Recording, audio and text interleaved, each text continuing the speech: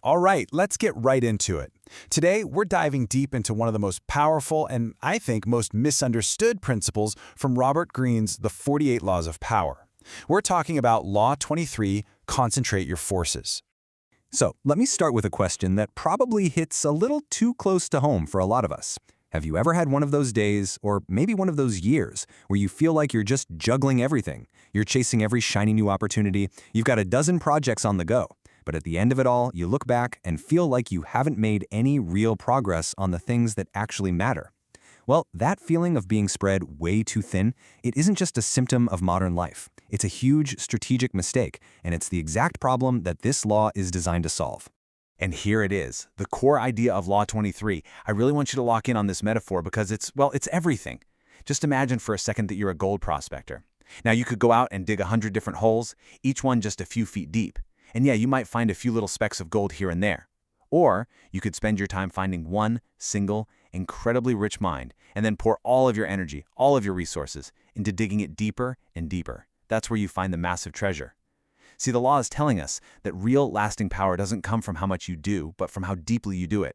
Intensity, it defeats extensity every single time. Okay, so let's get our terms straight, because this is super important. Concentration, that's focusing all your energy onto a single, powerful point. Think of it like a laser beam. A laser can cut right through solid steel. Now, extensity is the total opposite. It's scattering that exact same amount of energy across a really wide area. You know, like a floodlight? A floodlight, it can illuminate the surface of the steel, but it's never going to cut through it. This whole idea really pushes back against our modern hustle culture, which just glorifies doing everything all at once. But this distinction, it's the strategic heart of this entire law.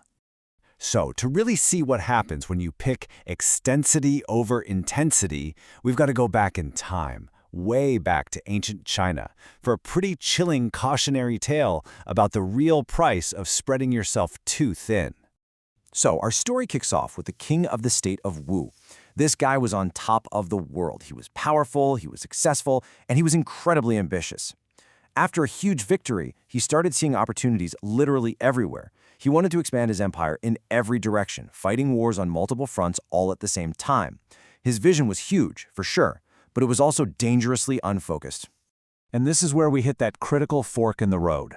The king's most trusted advisor, a man named Wu Zihu, saw the situation with absolute clarity. He begged the king, look, there are a lot of potential targets out there, but only one is a real threat to our existence. That's the kingdom of Yuesh. He told the king to concentrate every last soldier, every resource, on taking out this one primary enemy. But the king, he was so high on his own success, so blinded by his ambition, that he just wouldn't listen. So the king goes ahead with his big, scattered plan. He sends his armies marching off in all directions, chasing after these minor little victories, expanding the borders of his kingdom on the map. But with every new campaign he launched, his forces got more and more diluted. His supply lines were stretched to the breaking point, his best soldiers were scattered all over the place, and the heart of his kingdom, it was left totally exposed. He was basically creating this bloated empire that looked really impressive from the outside, but was actually hollow and incredibly weak right at its core. And here's where it all comes crashing down. While the king of Wu was completely distracted with his dozen other projects, the kingdom of Yue, the one he ignored, did the one thing he didn't. They concentrated their forces. They were patient, they built up their strength, and then, when the time was right, they attacked the weakened heart of the Wu kingdom. The king found himself trapped in his own palace. His scattered armies weighed too far away to ever save him. And in those final moments, he finally understood what his minister had been trying to tell him. But of course, it was too late. His failure to concentrate his power led to the complete and total destruction of everything he'd ever built. Sun Tzu's wisdom here just nails the lesson, doesn't it? Power that's dissipated and spread thin isn't really power at all. It's just an illusion of strength. It's like a body that's grown too big for its heart to support. It's almost a physical law, he says, that it's destined to collapse under its own weight. The story of Wu is this timeless, powerful warning against that temptation to just keep expanding without a focus. Okay, so let's pivot from that story of total collapse to one of just unbelievable success. We're going to look at a family that built a global empire, not by conquering lands, but by becoming absolute masters of this exact art of concentration, the Rothschilds. I mean, the contrast between these two couldn't be more extreme. Where the kingdom of Wu was scattered and diluted, the Rothschild family was a perfect model of focus and unity. They didn't try to be everything to everybody. No, they found their rich mine, banking and finance, and then they poured every ounce of their family's energy into dominating that one single field. So how'd they pull it off? Well, their strategy was just a masterclass in concentration. First, the patriarch, Mayer Amschel, he set his 5 sons to the key financial centers of Europe. But, and this is the genius part, they didn't operate as 5 separate businesses. They acted as one single unified machine, all working together.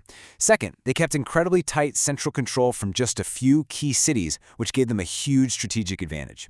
Third, they built their own private intelligence network, a system of couriers that was faster than any government. Think of it as the 19th century version of having the best data on Wall Street. And finally, in what was probably their most intense move, they strategically married within the family to make sure that their immense wealth and power would never, ever be diluted or leave the family. Every single one of these moves was designed to concentrate power, not to spread it. And the result of all this? It was absolutely mind-blowing.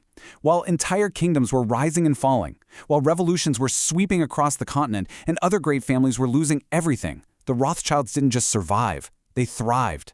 Their concentrated power acted like an impenetrable fortress, this anchor of stability in a total sea of chaos. They understood a fundamental truth. Real power isn't about how big you are, it's about how solid you are. So we've seen this law play out with nations and huge family dynasties. But how does this apply to you, to an individual's career and ambition? Well, the key is to find your own rich mine, and often that takes the form of a single key source of power. Okay, check out the strategic brilliance of Cardinal Richelieu. When he first arrived at the French court, he saw everybody else just scrambling for the attention of the king, Louis XIII. But Richelieu was way smarter than that. He took a step back, he analyzed the real power dynamics, and he realized the king was actually pretty weak. The true power behind the throne was the king's mother. And this is such a timeless lesson for any workplace, right?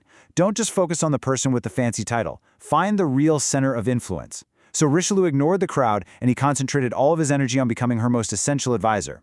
And by capturing that single, true source of power, he ended up gaining control over the entire system. And you see this pattern repeat all through history. Michelangelo didn't run around trying to please every nobleman in Italy. No, he attached himself to the most powerful patron he could find, Pope Julius II, who gave him the money and the freedom to create his masterpieces. Galileo focused all his energy on securing the patronage of the powerful Medici family. The point is, by finding one fat cow, as Robert Greene calls it, they made sure they'd have milk for a very, very long time. In today's world, this could be a key mentor, a crucial investor, or that one major client that completely transforms your business. I love this metaphor of the arrow. It's the perfect way to visualize this principle for yourself. Your will, your ambition, your energy, all of that is the arrow. And you just can't hit your target if you're trying to aim in 2 different directions at once. Your focus has to be so complete, so total, that your mind and the arrow become one single, unified force, aimed directly at the heart of your goal. But, and this is a really big but, with any great law of power, there's always a risk. There's always a reversal. Concentration is an unbelievably powerful tool, but it's not without its dangers. You have to know not just how to apply it, but also when to be extremely careful. So this brings us to a really critical question. After everything we've just talked about, it seems like concentration is the ultimate cheat code for success. But is it always the right strategy? Are there times when putting all your eggs in one basket is actually a catastrophic mistake? And the answer is a definite yes. There is a huge, profound risk here. When you concentrate all your hopes, your entire career, your financial security on a single person or a single organization, you are making a massive gamble. You are essentially creating a single point of failure. And here's that danger, laid bare. If your patron, your company, your one source of support, if it suddenly disappears, guess what? So do you. You've tied your fate so completely to theirs that if they collapse, your own collapse is pretty much guaranteed. Your greatest strength suddenly becomes your greatest vulnerability.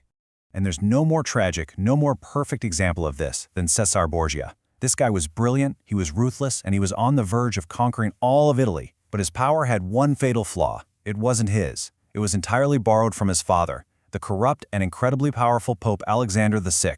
The moment the Pope died unexpectedly, Borgia's power just evaporated. His armies deserted him, his enemies closed in, his entire power base vanished overnight. This is the ultimate warning against building your whole career on a platform you don't actually own, or on the reputation of a single boss who could be gone tomorrow. And that brings us to our final thought for today. Law 23 isn't just some abstract historical principle. It's a strategic choice you have to face every single day. So take a look at your own life, your career, your goals, your projects. Are your forces scattered all over the place, digging 100 shallow holes? Or have you found that one rich mine that is truly worth all of your intensity? Because the real challenge isn't just to concentrate, it's to choose wisely what you concentrate on. And that right there is the true art of power.